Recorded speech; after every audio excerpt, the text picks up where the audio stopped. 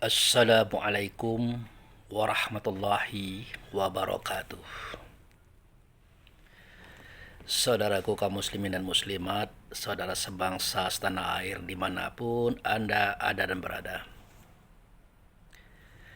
Pada siang hari ini ba'da sholat zuhur ya, saya mencoba untuk menjawab ataupun menanggapi daripada komen saudara saya Bapak Ustadz Basyarudin yang tinggal di Muko-Muko, Provinsi Bengkulu.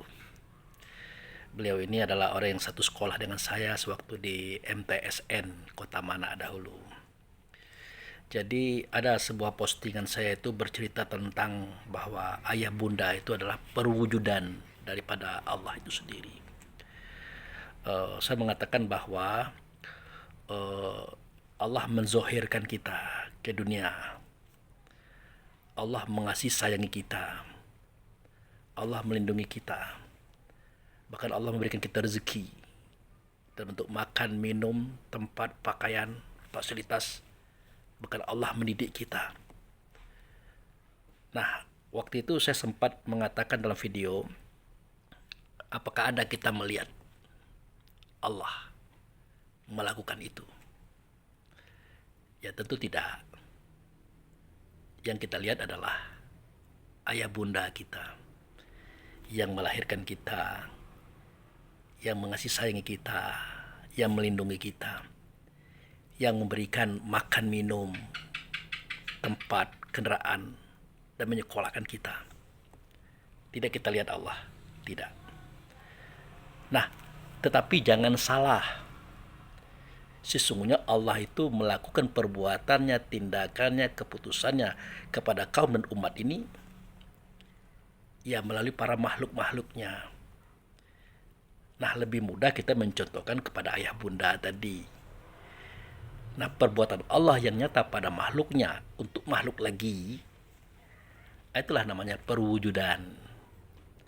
Jadi yang dilakukan ayah bunda itu adalah kebaikan dan kebenaran, kejujuran, keikhlasan dan kesabaran. Semua itu adalah perwujudan daripada Allah itu. Nah, kalau Allahnya kita buang, nah syiriklah kita. Oh, ayah bunda kita yang melahirkan kita, ayah bunda kita yang mengasihi sayangi kita, ayah bunda kita yang melindungi kita, ayah bunda kita yang memberikan makan minum dan sebagainya sampai pendidikan. Nah, kalau begitu cara kita berpikir, nah syirik kita seakan-akan Allah itu kita iakan, tapi ada lagi yang lain daripada Allah, yaitu ayah bunda. Nah, syirik kita. Nah, biar kita tidak syirik, biar kita tidak menduakan Allah itu, maka satu jalur. Suara Allah, kata Allah, perbuatan Allah tidak nyata kepada kita sebagai anak. Maka semua itu nyata pada ayah bunda kita. Jadi, ketika ayah bunda kita melahirkan kita, ya, mengasihi dan menyayangi kita, melindungi kita, memberikan makan, minum, pakaian dan tempat, serta kendaraan, menyekolahkan kita. Yaitu Allah yang melakukan. Itu perbuatan Allah semua itu. Tetapi nyata perbuatan itu pada ayah bunda. Maka hilang syirik kita. Hilang. Dan begitulah cara tasawuf memandang segala sesuatunya. Jadi perbuatan ayah bunda itu sejatinya adalah perbuatan Allah itu. Yang kita lihat pada beliau berdua. Makanya ayah bunda tidak boleh disakiti. Menyakiti ayah bunda sama dengan menyakiti Allah loh. Makanya Rasulullah berkata, ridho Allah itu tergantung kepada ridho ayah bunda. Nah, murkanya juga begitu, tergantung pada murkanya ayah bunda. Nah, jangan dikucak-kucak ayah bunda ini. Itu saudaraku. Nah, begitu Pak Ustadz Basyarudin. Nah, kemudian Pak Basyarudin juga mengatakan apakah bisa kita sujud kepada ayah bunda? Tentu tidak. Dalam artian umum. Tapi kalau kita perhatikan dalam artian sedikit khusus, banyak orang yang sholat, dia sujud. Ada yang menghadap kepada podium, ada yang menghadap kepada tembok. Bahkan yang lebih terang, ada yang menghadap kepada kotak kubus segi empat yang berwarna hitam namanya Ka'bah. Nah, itu bagaimana itu?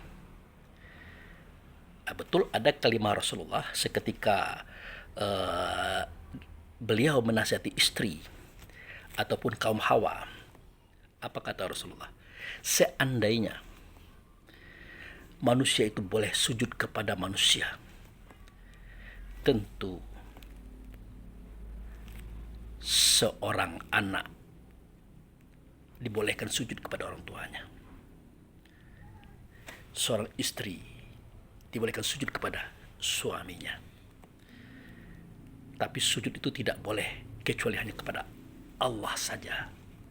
Ada hadisnya? Ada. Ada keterangannya? Ada. Tetapi pengertian ini jangan diartikan secara letterlet, secara zohir atau syariat saja. Nah, makanya kalau kita katakan sujud itu adalah gerakan, ya, kalau kita artikan sujud itu adalah gerakan, maka kita ini banyak keliru. Kalau gerakan itu kita katakan sujud, itu yang katakan tadi. Ada orang yang sujud dia menghadap podium. Ya, namanya orang saf pertama kan, depannya ada podium. Nah, dia sujud menghadap podium. Ada yang sujud menghadap tembok. Bahkan yang paling terang di kota Mekah itu ada orang yang sujud menghadap kotak segi empat berwarna hitam karena dikasih kiswah. Itulah Ka'bah. Nah, kalau itu kita artikan sujud, maka banyak persoalan yang muncul. Timbul bully-bulian atau cemooh daripada kalangan di luar Islam. Tuh, Muslim sujud kepada tembok, kepada podium, kepada Ka'bah. Nah, itu. Nah, sejatinya sujud itu bukan gerakan, saudaraku. Sujud itu bukan gerakan, tetapi rasa diri. Rasa diri itu yang sujud. Nah, kalau kita kembali kepada kalimat kitab Quran, kan kita temukan kalimat yang berbunyi wasjud waqtarib. Kamu sujud, waktu itulah kamu dekat kepada Allah. Nah, jadi sujud itu adalah seketika kita dekat kepada Allah. Itu sujud namanya. Nah, itu. Nah, bagaimana dekat kita kepada Allah?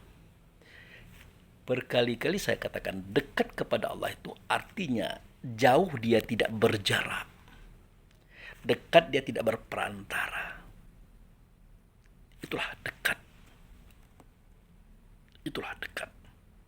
Makanya kalau kita masuk kepada kajian Rukun 913, kita kenal dengan istilah kesempurnaan takbiratul ikram. Apa itu kesempurnaan? Nah, satu, mi'raj.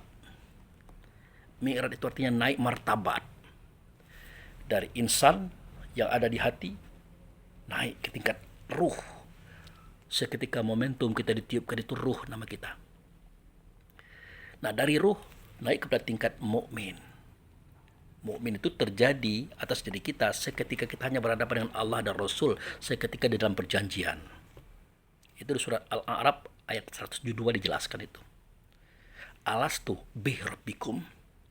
Adakah tidak aku ini dengan Tuhan kamu? Lah iyalah. Engkau dengan Tuhan kami. Makanya seketika ruh waktu itu bersujud ianya kepada Allah, tapi tidak nyata Allah, makin nyata Rasulnya. Ruh berkata, Asyhadu an la ilaha illallah wa asyhadu anna Muhammadar Rasulullah. Aku bersaksi tidak ada zat, tidak ada sifat, tidak ada nama, tidak ada perbuatan kecuali Allah lah dianya. Nah, tetapi yang kusaksikan pada saat itu tidak Allah loh. Melainkan utusannya bernama ia dengan nama Muhammad. Nah, pada Muhammad inilah nyata Allah, nyata segala-gala tentang keberadaan Tuhan. Itu. Nah, Muhammad itulah wujud namanya. Ingat, ini bukan Muhammad Nabi, bukan Muhammad bin Abdullah bin Aminah orang Arab. Ini Muhammad Rasul yang nantinya ada ianya di dalam dada Nabi Muhammad bin Abdullah. Begitu. Nah, Muhammad adalah wujud serta Allah. Nah, sedangkan ruh kita itu turunan daripada Muhammad, turunan daripada Rasul. Nah, itu. Makanya Muhammad berkata, Ana abaul arwah wa Adam abul bashar. Aku ini bapak Pak roh lah. Bapaknya roh.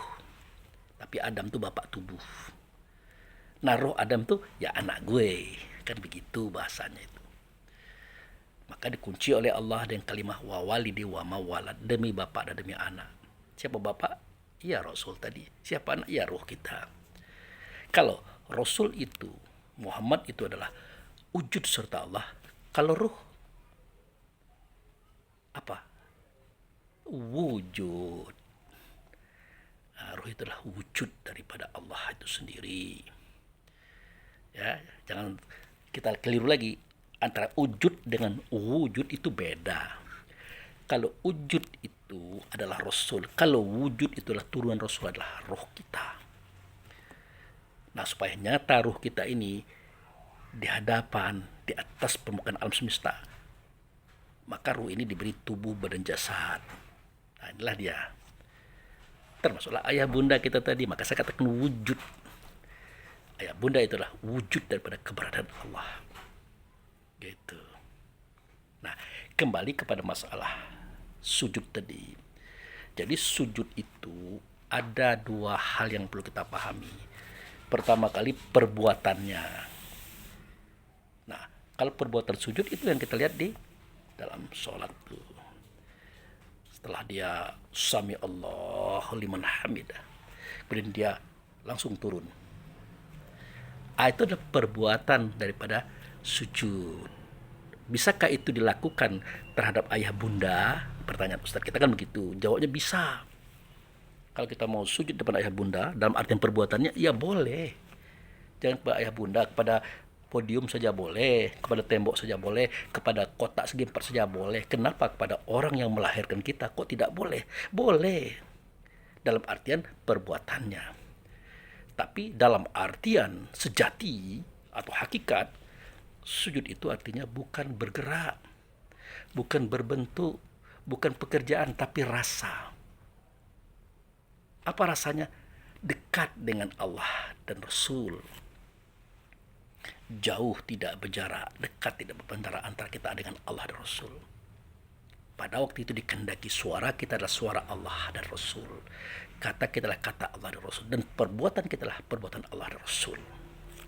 Itu tanda orang dekat dengan Allah dan Rasul.